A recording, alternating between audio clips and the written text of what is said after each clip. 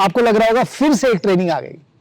4 दिन तक रोज 8 घंटे खटना पड़ेगा और 1 से 5 तक बच्चों को ही तो पढ़ाना है। हमारे पास इतनी सारी डिग्री हैं, तो इतनी ट्रेनिंग की क्या जरूरत है? आपके सवाल सही हो सकते हैं, लेकिन उनको 2 मिनट तक थाम कर रखिए। मैं आपको एक छोटी सी कहानी सुनाना चाहता हूं।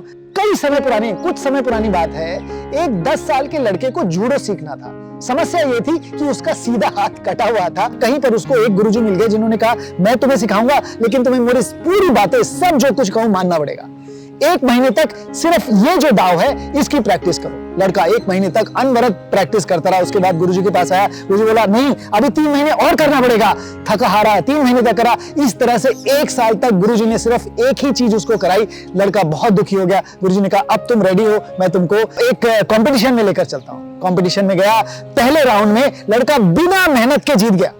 दूसरे राउंड में भी कुछ ऐसा ही हुआ। अब सेमीफाइनल था। लड़का कुछ घबरा रहा था, उसको समझ नहीं आ रहा था क्या हो रहा है। सेमीफाइनल में भी जीत गया। फाइनल में उसका मुकाबला एक जबरदस्त खिलाड़ी के साथ था। वहां पर भी वो पहले तो अपने ओपोनेंट के जो भी वार थे उसको डिफ्लेक्ट करता रहा, और अचानक जब उसका ओपोनेंट बहुत दुखी हो गया, उसने वार करा, तो उसने अपना वही जो नुक्ता प्रैक्टिस करी थी वो करके उसको धराशायी करके जीत गया। अब सवाल ये उठता है कि वो लड़का जीता कैसे? देखिए, जो दाव उस लड़के ने प्रैक्टिस करा था वो सबसे मुश्किल दाव था, और उस दाव का जो तोड़ था उसके लिए सीधा हाथ पकड़ना जरूरी था, जो उस लड़के के पास था ही नहीं।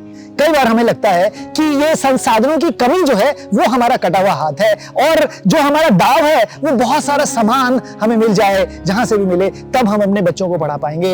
लेकिन कई बार ये कटा हुआ हाथ, सीमित संसाधन ही हमारी सबसे महत्वपूर्ण धरोहर हो सकती है। आपके पास जो सबसे मुश्किल दाव है वो करके सीखना है। करेंगे, सीखेंगे। और इसका तोड़ इसलिए नहीं है क्योंकि ये सारी चीजें जो आप करके सीखेंगे वो बच्चा आपके स्कूल में, घर में, प्रयोगशाला में, कहीं पर भी कर सकता है। कुछ भी सामान की जरूरत नहीं है। साधारण से कागज को मोड़कर समबाहु त्रिकोण बना सकते हैं। जब इस बारे में कक्षा में चर्चा होगी तो बीच से आधा मोड़ने के बाद ये कोना जब बीच की लाइन पे रखेंगे तो एक बहुत ही सुंदर समबाहु त्रिकोण बन जाता है। क्यों बनता है, इसके बारे में चर्चा होगी। क्या है समबाहु त्रिकोण है, इसके बारे में चर्चा होगी, और फिर इससे जुड़े बहुत सारे अन्य प्रयोग आप कर सकते हैं। Number systems, counting, 2D, 3D structures इत्यादि बहुत सारी चीजें साधारण सामान से करेंगे, सीखेंगे। जिंदगी भर के लिए ये जो सोच है ये बच्चों के साथ हमेशा साथ चलेगी, क्योंकि अब करके सीखा है। मुझे आशा है उस बच्चे के 1 साल के अनवरत प्रयत्न की तरह